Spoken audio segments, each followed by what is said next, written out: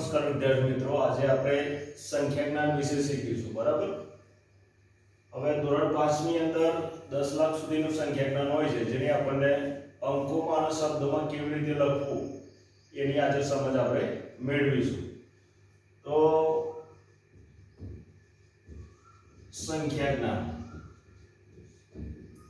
હવે કોઈ પણ સંખ્યા હોય, ગમે તેટલી મોટી હોય, એટલે કે 10 લાખ સુધીની, તો એ સંખ્યાનું વાંચન આપણે કેવી રીતે કરવું એની આપણે સમજ મેળવીએ. પહેલા દાખલા તરીકે એક ઉદાહરણ છે.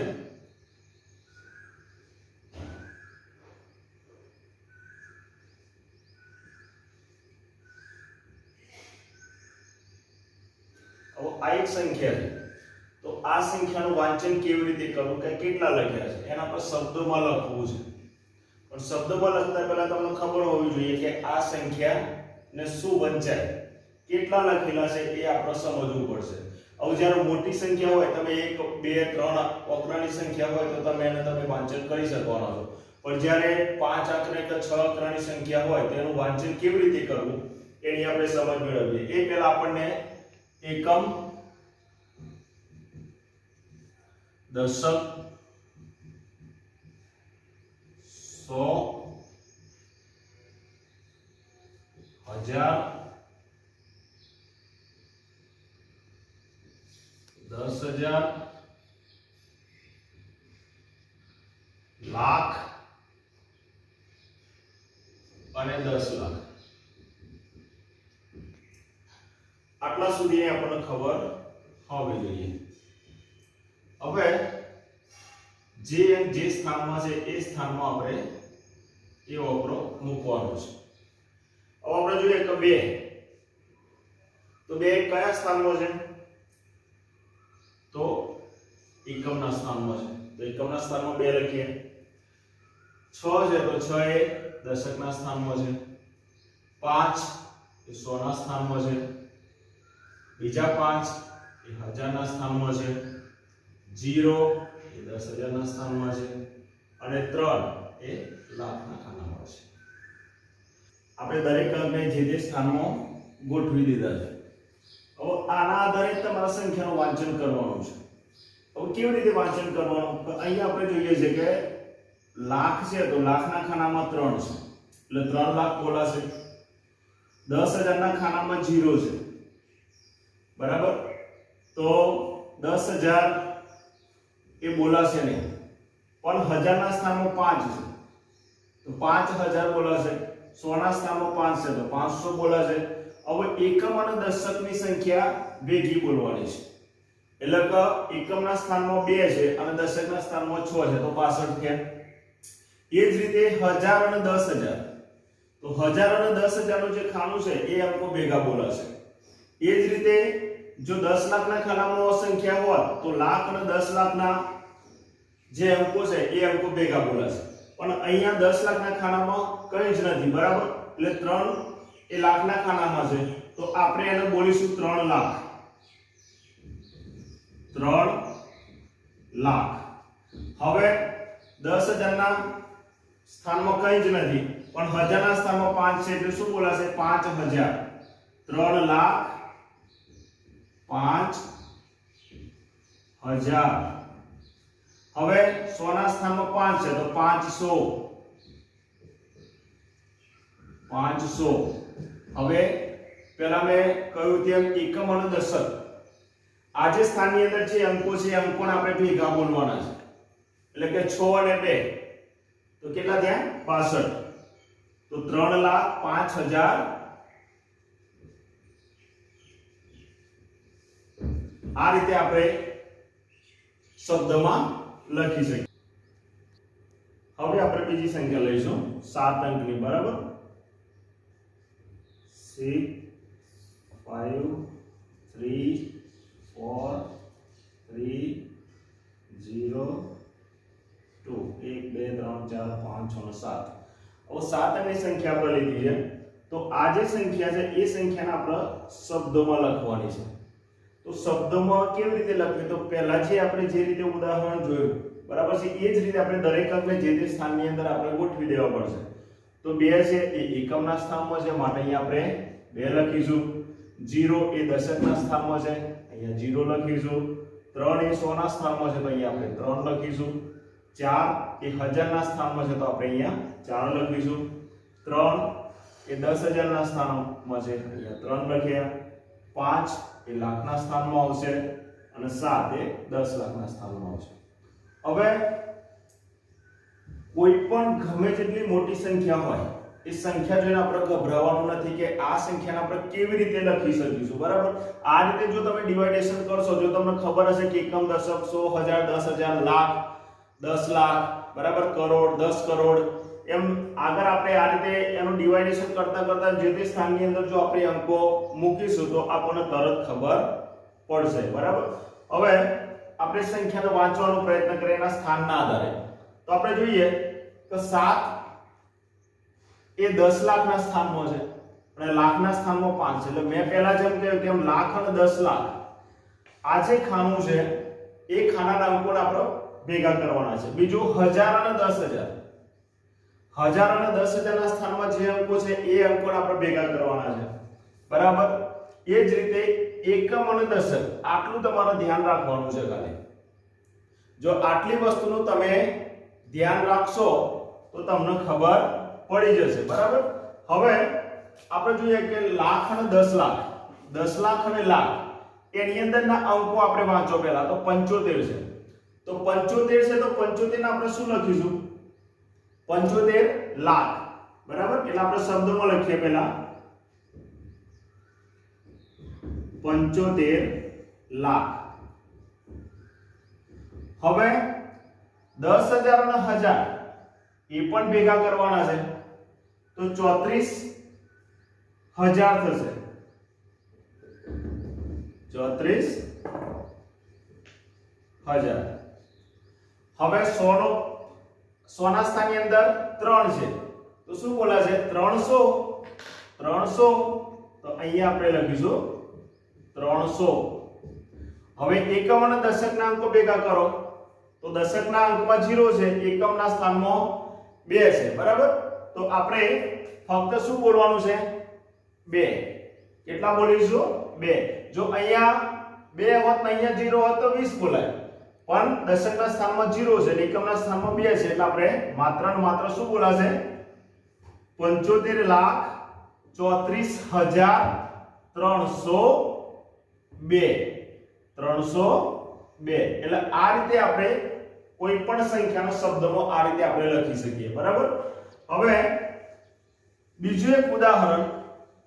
હવે આપણે બીજી એક 7 અંકની સંખ્યા લઈશું. બરાબર, એમાં 5 6 0 4 5 3 અને 7 આ જ ઓકરા છે.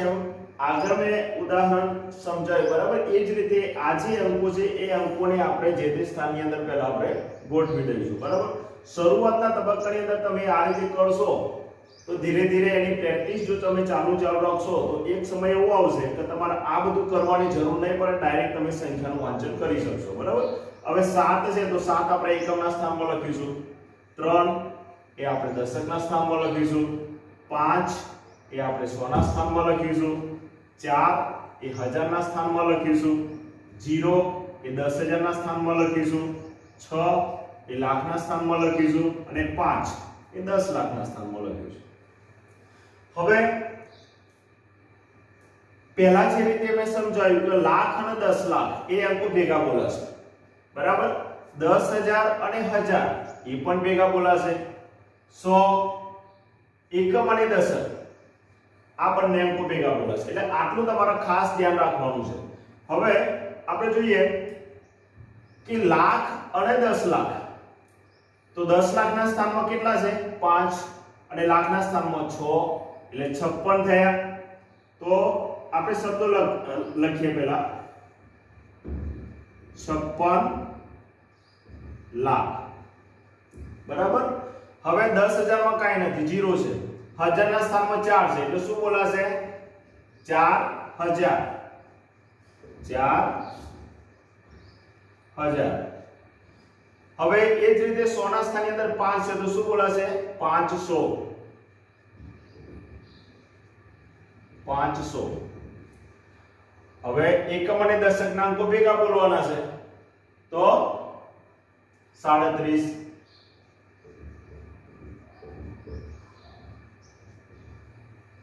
હવે આપણે સંખ્યા વાંચીશું 56,04,537. એટલે આ રીતે આપણે કોઈ પણ સંખ્યાને અંકો ઉપરથી શબ્દોમાં આ રીતે આપણે લખી શકીએ.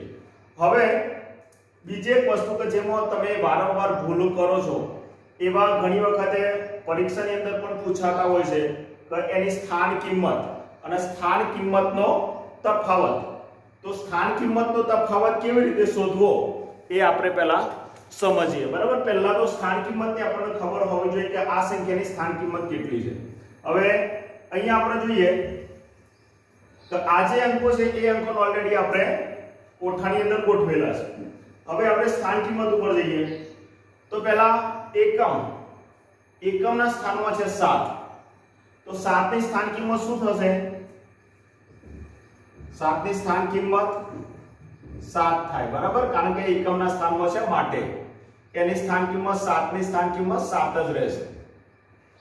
એ રીતે 3 છે તો 3 એ દશકના સ્થાનમાં છે. હવે દશકનો મતલબ થાય છે 10. દશકનો મતલબ શું થાય? 10. એટલે 3 એ કેટલી વાર? 10 વાર. એટલે કેટલા થાય? 3 ની સ્થાન કિંમત શું થશે? 30. બરાબર, એક 0 ચડવાનો, કારણ કે દશકના સ્થાનમાં છે. દશક એટલે 10 એટલે 3 એ 10 10 એ 3 વાર. એટલે શું થાય? એની સ્થાન કિંમત 30 થાય. બરાબર, એ રીતે 5. તો 5 એ 100 ના સ્થાનમાં છે. તો કેટલા થયા? 500. તો 5 ની સ્થાન કિંમત શું થશે? 5 ને કેટલા મીંડા ચડવાના? 2. એ જ રીતે 4 ની વાત કરીએ તો 4 એ 1000 ના સ્થાનમાં છે. તો એનું મૂલ્ય કેટલું થશે? 4000. આ 1000 નું ખાનું છે, 1000 નું સ્થાન છે. તો 1000 ના સ્થાનની અંદર જે અંક હોય એટલી વખત 1000. એટલે 1000 ના સ્થાનમાં 4 છે તો 1000 4 વાર. એટલે કેટલા થયા? 4000. તો 4 ની સ્થાન કિંમત કેટલી થઈ? 4000. હવે 10000 ના સ્થાનની અંદર 0 છે. આ 10000 નું સ્થાન છે. 10000 ના સ્થાનમાં 0 છે માટે 0 ની સ્થાન કિંમત શું રહેશે? 0 રહેશે, પછી ગમે તે સ્થાનમાં હોય. એ જ રીતે લાખ. તો લાખના ખાનાની અંદર આપણે જોઈએ છે કે 6 છે. બરાબર, હવે લાખ એટલે એકના કેટલા મીંડા થશે? 5. બરાબર, તો લાખના ખાનામાં 6 છે એટલે એનું મૂલ્ય થાય છે 6 લાખ. એટલે અહીંયા આપણે 6 લાખ લખીશું. હવે કોઈ પણ સંખ્યાને જ્યારે લાખમાં લખવાની થાય ત્યારે યાદ રાખવાનું કે કેટલા મીંડા હોય? 5 મીંડા હોય. એકમ, દશક, 100, 1000, 10000 અને લાખ. એ જ રીતે 5 ની વાત કરીએ. 5 ની સ્થાન કિંમત કેટલી? પ્લેસ વેલ્યુ કેટલી છે એની 5 ની? તો આપણે જોઈએ કે 10 લાખના સ્થાનમાં છે. બરાબર, તો આપણે પહેલા 5 લખીશું અને 5 લખ્યા પછી આપણને ખબર હોવી જોઈએ કે 10 લાખ એટલે 10 લાખ કેવી રીતે લખાય? 10 લાખના કેટલા મીંડા હશે? 6 મીંડા હશે. કેટલા હશે? 6 મીંડા. એકમ, દશક, 100, 1000, 10000, લાખ અને 10 લાખ. તો 5 એકની જગ્યાએ આપણે 5 લખીશું. બરાબર, અને એના કેટલા 0 ચડશે? 1 2 3 4 5 ને 6. તો આપણે 6 0 કરીશું અહીંયા. 1 2 3 4 5 અને 6. હવે આપણે આ સંખ્યા વાંચીએ તો એકમ, દશક, 100, 1000, 10000, લાખ અને 10 લાખ. તો 5 નું મૂલ્ય કેટલું થશે?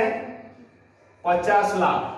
બરાબર, તો આ રીતે આપણે એની સ્થાન કિંમત આ રીતે આપણે જાણી શકીએ. પણ એ પહેલા આપણને એકમથી એકમ, દશક, 100, 1000, 10000, લાખ, 10 લાખ, કરોડ આ સ્થાનની આપણને ખબર હોય તો જ આપણે એનો સ્થાન કિંમત એની પ્લેસ વેલ્યુ આપણે જાણી શકીશું.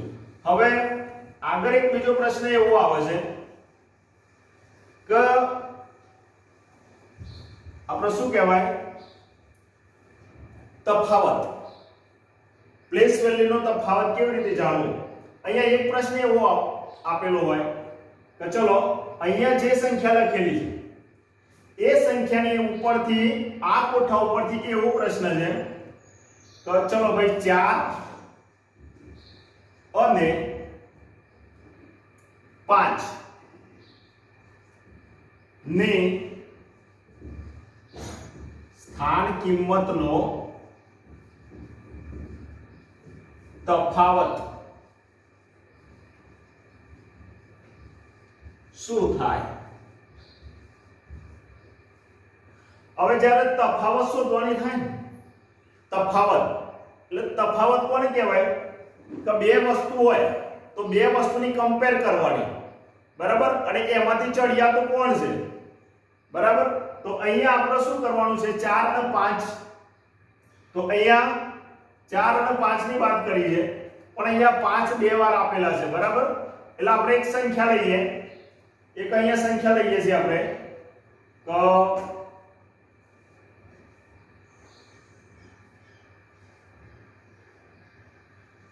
અહીંયા એક સંખ્યા લખીશું મેં 87504. હવે આ સંખ્યાના આધારે આ પ્રશ્નનો આપણું સોલ્યુશન મેળવવાનું છે. 87504. હવે એમાં 4 અને 5 ની સ્થાન કિંમતનો તફાવત શું થાય એ વસ્તુ આપણે સમજવી છે, બરાબર. તો અહીંયા આપણે જોવાની છે કે 4 અને 5 આ બે અંકો આપણે લેવાના છે. તો 4 અને 5 ની જ વાત છે. તો 4 અને 5 નો તફાવત આપણે શોધવાનો. તફાવત શોધતા પહેલા આપણે એની સ્થાન કિંમત લખવી પડશે. તો ચલો ભાઈ પહેલા 5 ની સ્થાન કિંમત લખીએ. તો 5 ની સ્થાન કિંમત શું થાય? 5 ની સ્થાન કિંમત શું થશે? કારણ કે 5 એ કયા સ્થાનમાં છે? એકમ દશક અને 100 ના સ્થાનમાં છે. હવે 100 ના સ્થાનમાં છે એટલે 5 ની સ્થાન કિંમત કેટલી થશે? 500. એ જ રીતે 4 એ કયા સ્થાનમાં છે? એકમના સ્થાનમાં છે. તો એકમના સ્થાનમાં છે માટે એનું મૂલ્ય પ્લેસ વેલ્યુ 4 ની 4 જ રહેશે. એટલે 4 ની સ્થાન કિંમત આપણે લખીએ તો 4 ની સ્થાન કિંમત બરાબર 4 ની 4 જ રહેશે કારણ કે એકમના સ્થાનમાં છે, બરાબર. તો આપણે બંને સંખ્યાઓની પહેલા પ્લેસ વેલ્યુ એટલે કે સ્થાન કિંમત આપણે પહેલા લખી દીધી, બરાબર. હવે જ્યારે તફાવત શોધવાની વાત આવે છે તો શું થશે? બંનેની બાદબાકી કરવી પડે, બરાબર. હવે કોની છે ને આપણે બાદબાકી કરીએ છીએ 500 માંથી 4 બાદ કરવાના. તો આપણે અહીંયા 0 માંથી 4 નહીં જાય એટલે દસકો લેવો પડશે. અહીંથી દસકો અહીંયા લઈશું, અહીંયા 4 આયા, અહીંથી દસકો પાછો અહીંયા લેવાનો એટલે અહીંયા 9 આવશે. હવે 10 માંથી જ્યારે 4 જાય તો કેટલા હોય? 6, બરાબર. 9 ના 9 આવશે, અહીંયા 4 ના 4 આવશે. તો આપણને 496 જવાબ મળે છે. તો આ 496 શું આવ્યું? 4 અને 5 નો તફાવત. 4 અને 5 ની સ્થાન કિંમતનો તફાવત. સ્થાન કિંમતનો તફાવત બરાબર કેટલો થાય? 496. તો આ રીતે આપણે તફાવત શોધી શકીએ, બરાબર. હવે આપણે સંખ્યાનો ચડતો અને ઉતરતા ક્રમ વિશે સમજીએ. તો ઘણી વખત આપણે જોતા હોઈએ છીએ કે જ્યારે શરૂઆત થતી હોય છે ગણિતની, 5મા ધોરણનો ગણિત છે, તો જ્યારે ગણિતની શરૂઆત થતી હોય છે ને ત્યારે આવી સંખ્યાઓ સંખ્યા જ્ઞાનથી થતી હોય છે. એટલે પહેલા આપણે ક્લિયર કરવું પડશે કે સંખ્યાનો ચડતો અને ઉતરતો ક્રમ એટલે કે સંખ્યા નાની અને મોટી કેવી રીતે તપાસવી. પહેલા આપણે એક સંખ્યા લખું છું 345 અને એક બીજી એક સંખ્યા લખી છે મેં 452. પહેલા તો આપણે આનું કમ્પેર કરવાની છે કે આ જે બંને સંખ્યાઓ છે તો એ સંખ્યાની અંદર મોટી સંખ્યા કઈ? તો મોટી સંખ્યા શેના ઉપરથી નક્કી થાય? એના સ્થાન કિંમત ઉપરથી. હવે જ્યારે કોઈ પણ સંખ્યા અહીંયા પણ 3 અંકો છે, અહીંયા પણ 3 અંકો છે, તો આ અંકોમાં પહેલા તમે મોટી સંખ્યા કઈ છે એ જો નક્કી કરવું હોય તો એનો પહેલો અંક આપણે ધ્યાન ઉપર લેવાનો છે. પહેલો અંક જો પહેલા અંકની અંદર જે અંક મોટો હોય એ સંખ્યા મોટી. તો અહીંયા આપણે જોઈએ છે કે પહેલા આ જે સંખ્યા છે 345 એની અંદર પહેલું જે સ્થાન જોઈએ છે આપણે કે 3 છે, પહેલો અંક 3 છે, બરાબર. અને અહીંયા સંખ્યા જે છે 452 એની અંદર પહેલો અંક છે 4 તો ફક્ત ને ફક્ત તમારે આ જ અંક જોવાનો છે પહેલો જ અંક જોવાનો છે અને આના ઉપરથી તમે નક્કી કરી શકશો કે સંખ્યા કઈ મોટી છે ને કઈ સંખ્યા નાની છે તો અહીંયા 3 છે ને અહીંયા 4 છે હવે 4 એ 3 કરતા મોટા છે એટલે આ સંખ્યા કેવી હોય મોટી હોય એટલે 345 પછી 452 આવે એટલે 452 આ રીતે મોટા થતા હોય છે એ જ રીતે આપણે 4 અંકની સંખ્યા લઈએ બરાબર છે આ 4 અંકની સંખ્યા લીધી બંને બાજુ એની અંદર પણ તમે જોઈ શકો છો કે પહેલો જ અંક આપણે ગણતરીમાં લેવાનો છે ફક્ત પહેલો તો અહીંયા જોઈએ છે કે અહીંયા 4 છે એટલે 4502 અને 6236 તો આપણને ખબર છે કે 4502 કરતા 6236 કેવા છે મોટા છે બરાબર હવે એ જ રીતે આપણે બીજી એક સંખ્યા જોઈએ 5232 અને બીજી 5326 આ બે સંખ્યાઓ આપણે જોઈએ આ બે સંખ્યાઓને આપણે કમ્પેર કરવાની છે જોવાનું છે કે આ બંને સંખ્યાઓ 4 અંકની છે તો બંનેમાં મોટી સંખ્યા કઈ તો આગળ આપણે જોયું કે કોઈ પણ સંખ્યાની જ્યારે કમ્પેર કરવાની થાય નાની અને મોટી જોવાની થાય એ વખતે એનો પહેલો અંક આપણે જોવાનો છે કારણ કે બંને સમાન અંકો છે બરાબર હવે સમાન અંકો હોય અને સંખ્યા નાની છે કઈ સંખ્યા મોટી એ નક્કી કરવા માટે આ જ સિસ્ટમ ઉપર આપણે ચાલવાનું છે તો પહેલો અંક જોઈએ તો પહેલો અંક 5 છે અહીંયા પણ 5 છે તો શું બંને સંખ્યાઓને સમાન કરવાની સંખ્યા સરખી કરવાની ના ચલો ભાઈ પહેલો અંક જો સરખો હોય તો આપણે બીજા અંક ઉપર જવાનું છે તો અહીંયા 2 છે અને અહીંયા બીજો અંક 3 છે તો અહીંયા આપણને મળી જાય છે એક સંખ્યા મોટી તો કઈ સંખ્યા મોટી હશે 5326 5232 કરતા 5326 કેવા હશે મોટા બરાબર અને મોટી સંખ્યાને આપણે જે રીતે આપણે દર્શાવતા હોઈએ છીએ માની લો કે 8 અને 5 છે તો 8 અને 5 ની અંદર એક ગાણિતિક સંકેત આવું મૂકીને આપણે કરતા હોઈએ છીએ કે આ વસ્તુ શું કહેવા માંગે છે આ વસ્તુ ના કરતા મોટું એટલે 8 છે એ 5 કરતા કેવા છે મોટા જે બાજુનો પાંખો આ રીતે પહોળું હોય બરાબર એ સંખ્યા એ પાંખો મોટી સંખ્યા બાજુ હશે એટલે આનો મતલબ એવો થાય કે 8 એ 5 કરતા કેવા છે મોટા છે બરાબર હવે આપણે આગળ જોઈએ બીજું એક ઉદાહરણ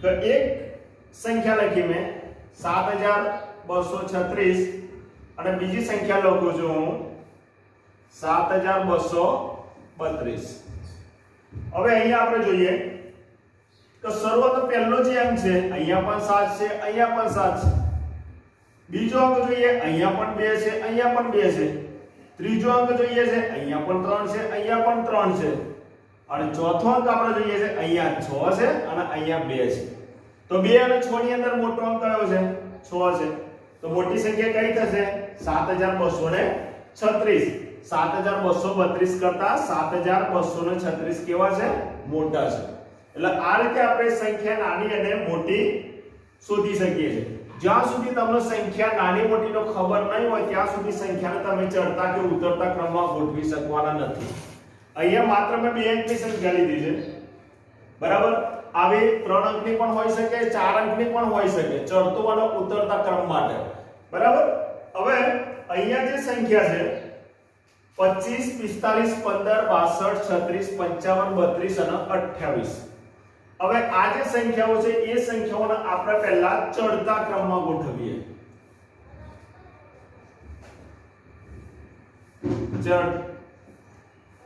ચડતો ક્રમ બરાબર સંખ્યાનો ચડતો ક્રમ તો ચડતો ક્રમ એટલે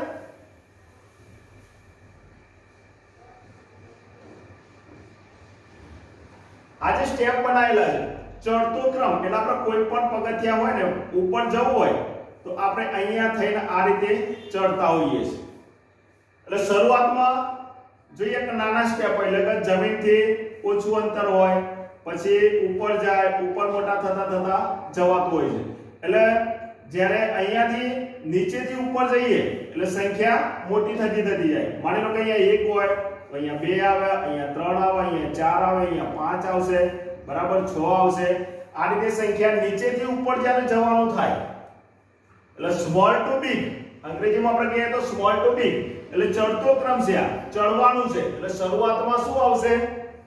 શરૂઆતમાં નાની સંખ્યા આવશે ચડતો ક્રમ એટલે. અને ઉતરતો ક્રમ, તો ઉતરતા ક્રમમાં શું થશે? અહીંયાથી નીચે ઉતરવાનું છે. એટલે શરૂઆતમાં મોટી સંખ્યા આવશે, પછી એનાથી નાની થશે, એનાથી નાની, એનાથી નાની, એનાથી નાની ને એનાથી નાની. એટલે આ વસ્તુને પહેલા તો ખબર હોવી જોઈએ કે ચડતો ક્રમ અને ઉતરતો ક્રમ કોને કહેવાય. એટલે ચડતા ક્રમની અંદર પહેલા નાની સંખ્યા આવશે અને ઉતરતા ક્રમમાં પહેલા મોટી સંખ્યા આવશે. આટલી વસ્તુ તમારે યાદ રાખવાની છે. હવે અહીંયા જે સંખ્યાઓ આપેલી છે એ સંખ્યાઓને આપણે પહેલા ચડતા ક્રમમાં ગોઠવીએ. તો ચડતા ક્રમમાં ગોઠવવા માટે પહેલા કેવી સંખ્યા આવશે? નાની સંખ્યા આવશે. તો આની અંદર નાની સંખ્યા કઈ છે? તો ચલો ભાઈ આપણે જોઈએ કે 15. તો 15 એ નાની સંખ્યા છે, તો પહેલા 15 આવશે. બરાબર. હવે 15 નીચે જે સંખ્યા તમે લખ્યો હોય ને એ સંખ્યાને આ રીતે માર્ક કરી દેવાની. બરાબર. હવે એ સિવાયની આ સંખ્યા સિવાયની આપણે સંખ્યાનો નાની સંખ્યા આપણે જોવાની છે. બરાબર. તો 25 છે, 45, 65, 36, 55, 32 અને 28. તો આની અંદર આપણે જોઈએ કે ચલો ભાઈ 25 એ નાની સંખ્યા છે. બરાબર. એટલે બીજા નંબરે આવશે 25. ચલો હવે 15 અને 25 ને ભૂલી જવાના. હવે નાની સંખ્યા જે બાકીના અંકો છે એની અંદર નાની સંખ્યા કઈ છે? તો એની અંદર નાની સંખ્યા છે 28. તો અહીંયા આપણે લખીશું 28. ચલો હવે તમે 15 ને પણ ભૂલી જાઓ, 25 ને ભૂલી જાઓ, 28 ને ભૂલી જાઓ, તો એ સિવાયની બાકી સંખ્યા કઈ છે? 32. તો અહીંયા આપણે શું લખીશું? 32. ચલો 32 ને પણ ભૂલી જાઓ. હવે જે બાકીના અંકો છે એની અંદર નાની સંખ્યા કઈ છે? તો એની અંદર નાની સંખ્યા છે 36. તો અહીંયા આપણે લખીશું 36. ચલો 36 ને પણ ભૂલી જાઓ. હવે 45, 62 અને 55, તો એની અંદર નાની સંખ્યા કઈ છે? તો 45. તો અહીંયા તમે લખો 45. ચલો 45 ને પણ ભૂલી જાઓ. બે જ અંકો બાકી રહેશે 62 અને 55. તો એમાં પણ ખબર છે કે ચલો ભાઈ 55 છે નાના છે. બરાબર. અને છેલ્લે આવશે 62. તો આપણે જોઈએ છે તો 15, 25, 28, 32, 36, 45, 55 અને 62. તો આ થયો સંખ્યાનો ચડતો ક્રમ. એ જ રીતે હવે ઉતરતા ક્રમની વાત કરીએ. સંખ્યાનો ઉતરતો ક્રમ. તો ઉતરતા ક્રમમાં શું કરવાનું છે? ઉપરથી નીચે ઉતરવાનું છે. એટલે ઉપર એ મોટી સંખ્યા છે અને મોટી સંખ્યા ઉપરથી નાની સંખ્યા તરફ આવવાનું છે. એટલે big to small. બરાબર. તો અહીંયા જ આપણે જોઈએ છે કે આનું ઊંધું થશે. જે આપણે ચડતો ક્રમ લખ્યો છે એનો જ ઉતરતો ક્રમ ઊંધો થશે. તો શરૂઆત આપણે જોઈએ કે પહેલી 62 છે મોટી સંખ્યા. આ જે સંખ્યાઓ લખી છે એ સંખ્યાઓમાં આપણે જેવી રીતે ઉતરતો ક્રમ લખ્યો એ જ રીતે આપણે ચડતો ક્રમ. પહેલા આપણે ઉતરતા ક્રમની અંદર